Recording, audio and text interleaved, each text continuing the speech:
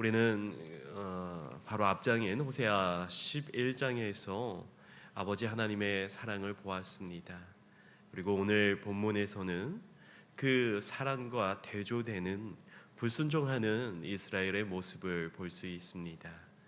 전장인 11장 12절에서도 하나님은 신실하시고 거룩하신 분이시지만 대조되는 유다는 그렇게 진실하지 않았습니다.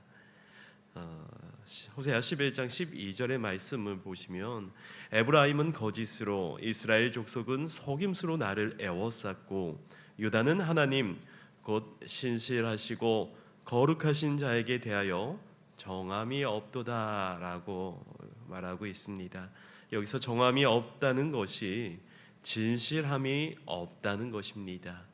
그래서 오늘 본문에서 하나님은 유다를 부르셔서 논쟁하십니다.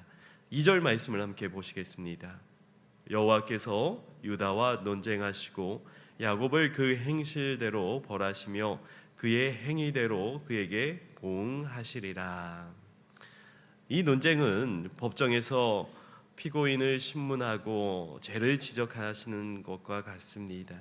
그리고 이 논쟁의 끝은 죄에 대한 벌을 선언하시는 것입니다.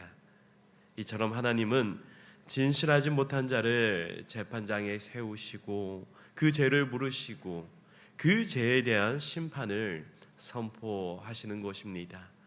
하나님 앞에서 우리는 그렇게 진실한 성도가 되어야 할 것입니다. 에브라임과 이스라엘은 11장 12절에서 그 말씀을 보면 하나님 앞에서 거짓과 속임수뿐이라고 말합니다. 본문 12장 1절에서 조금 더 구체적으로 에브라임이 살아계신 하나님을 버리고 바람을 먹으며 동풍을 따라갔다라고 합니다. 1절 말씀을 보시겠습니다. 에브라임은 바람을 먹으며 동풍을 따라가서 종일토록 거짓과 포악을 더하여 아스로와 계약을 맺고 기름을 애굽에 보내도다. 에브라임은 이렇게 하루 종일 거짓과 포악을 행하였습니다. 결국에 그들은 하나님을 속이고 아스로와 애굽과 관계를 가졌던 것입니다. 그들이 속이는 것은 불의한 상인이 저울을 속이는 것과도 같습니다. 그들은 불의하게 모은 이익을 결코 부끄러워하지 않았습니다. 도리어 뿌듯해하고 떳떳해했던 것입니다. 8절 말씀을 보시겠습니다. 에브라임이 말하기를 나는 실로 부자라. 내가 재물을 얻었는데 내가 수고한 모든 것 중에서 제라 할 만한 불의를 내게서 찾아낼 자 없으리라 하거니와. 자신에게 불의를 찾아낼 자가 없다고 호언장담하는 것입니다. 이에 하나님께서는 반복해서 선지자를 보내시고 그들의 죄를 경고하셨습니다. 10절 말씀을 보시겠습니다. 내가 여러 선지자에게 말하였고 이상을 많이 보였으며 선지자를 통하여 비유를 베풀었노라. 하나님께서는 이상과 비유로 그 하나님의 뜻을 전하셨습니다. 그러나 사람들은 결코 듣지 않았던 것입니다. 이에 하나님께서는 그들에게 다시 한번 장막 생활을 하게 하실 것임을 선포하십니다. 이스라엘은 이렇게 하나님을 속이려 했지만 사람은 결코 여호와 하나님을 속일 수는 없습니다.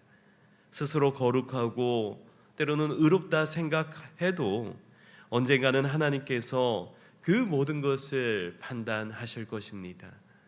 하나님은 먼저 말씀을 통해서 선지자를 보내서 경고하십니다. 때로는 양심을 통해서도 또한 경고를 하십니다.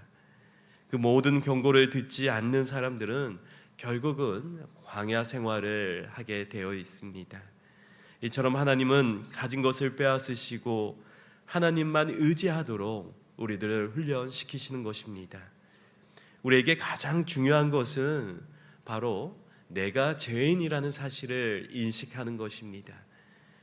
그리고 그 죄악의 땅에서 돌아서서 하나님께로 달려가는 것입니다.